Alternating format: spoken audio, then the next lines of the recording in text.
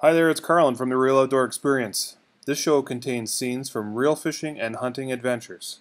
This show probably also includes scenes from a multitude of other outdoor activities. Viewer discretion is advised.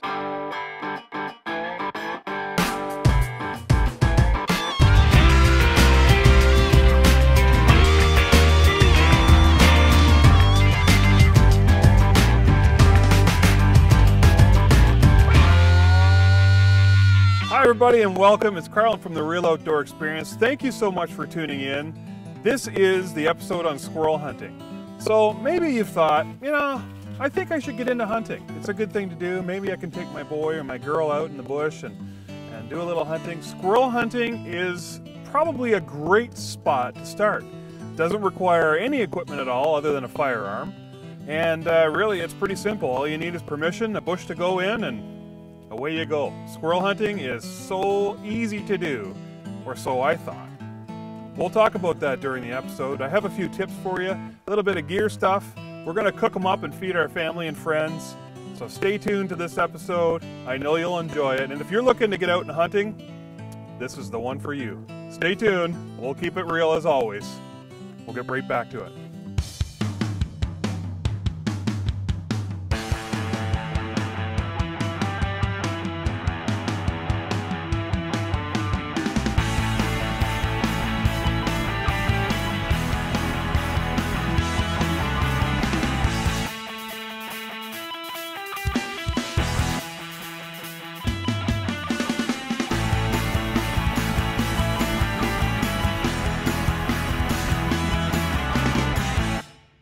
Welcome back everybody. In this episode we're going to go through checking regs, finding the area that you want to hunt in, some techniques that will help you out along the way, some of the calls that I used, some of the gear that we used, and we'll go through the processing, the skinning, the preparation, and the cooking. So let's get right at it. During the squirrel hunt it's more of a challenge than I thought, and let me explain that a little bit. I thought that I could simply go to a bush, take a gun, and shoot some squirrels. Well, that was not the case at all. It presented a little bit more of a challenge than I thought originally. So in this episode, I'm going to take you through a few of the things that I found, and hopefully you can be successful when you go out and try your squirrel hunt. I must say, if you are interested at all in hunting, squirrel hunting, they are delicious little creatures. So we'll get to that in a few minutes. One of the things you want to do first though is check the regulations. For me, I use an app on my iPhone, and it's called iHunter, and you can find them at ihunter.com, or you can find them on the App Store.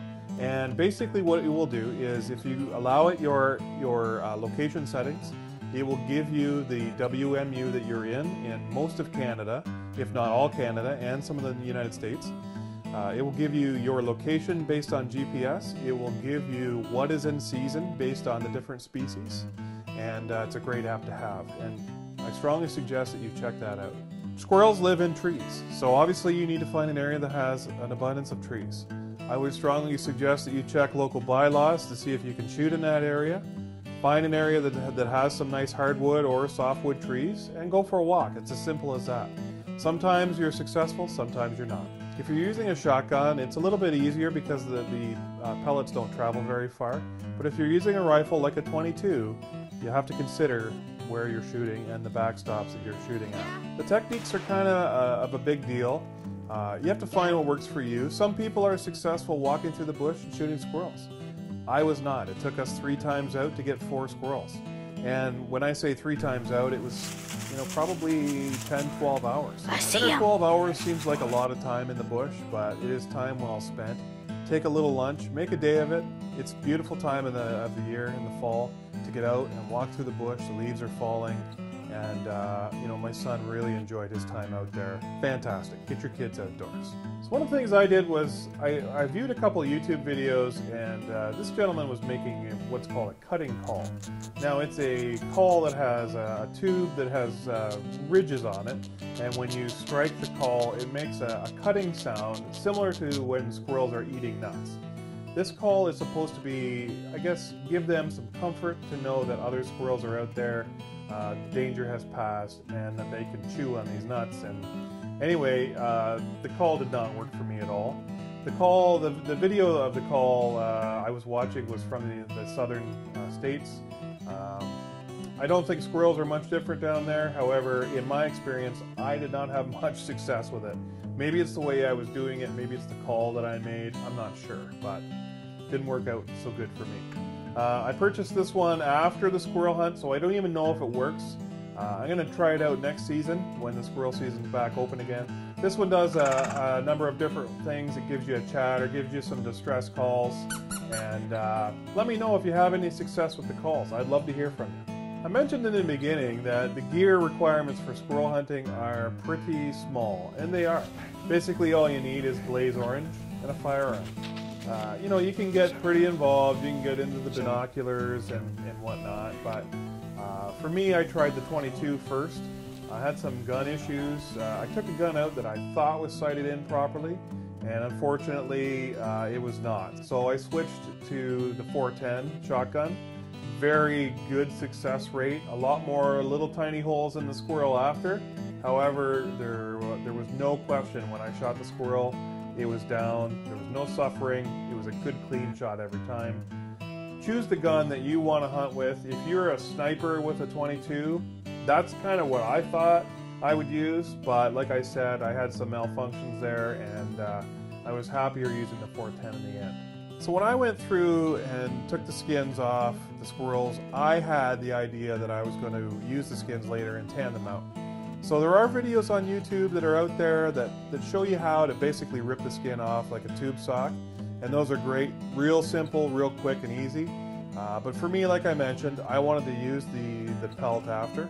So I took a little bit more time and I skinned it out as I would a larger animal. So when I was done, I just rinsed the hair off, pulled all the shot out that I could, and you could throw them in the freezer. Now I wasn't too far away from cooking them because I knew I was going to cook them for Christmas dinner.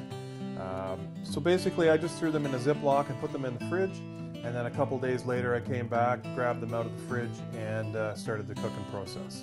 So now we're at the cooking stage. Cooking is obviously one of my favorites.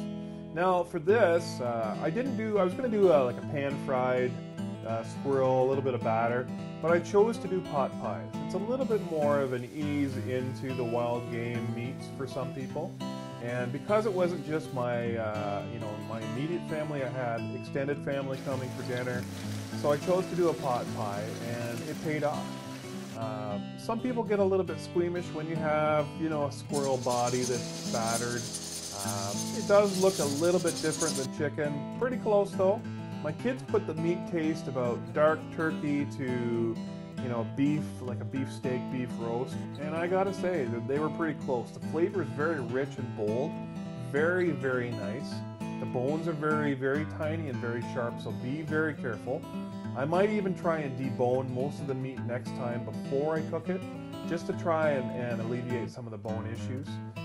But basically, I took the meat off the bones, put it all together with some potatoes, carrots, and mushrooms, and a nice gravy that I made from the pressure cooking pot. Put some butter pastry over top, and cooked them in the oven.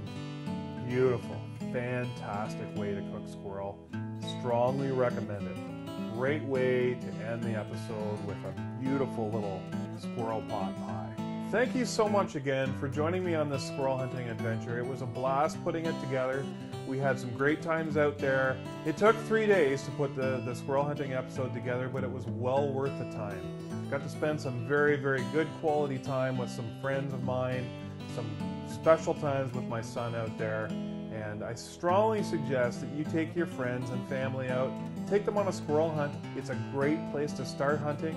It's really, simple. It's less on the pocketbook as well.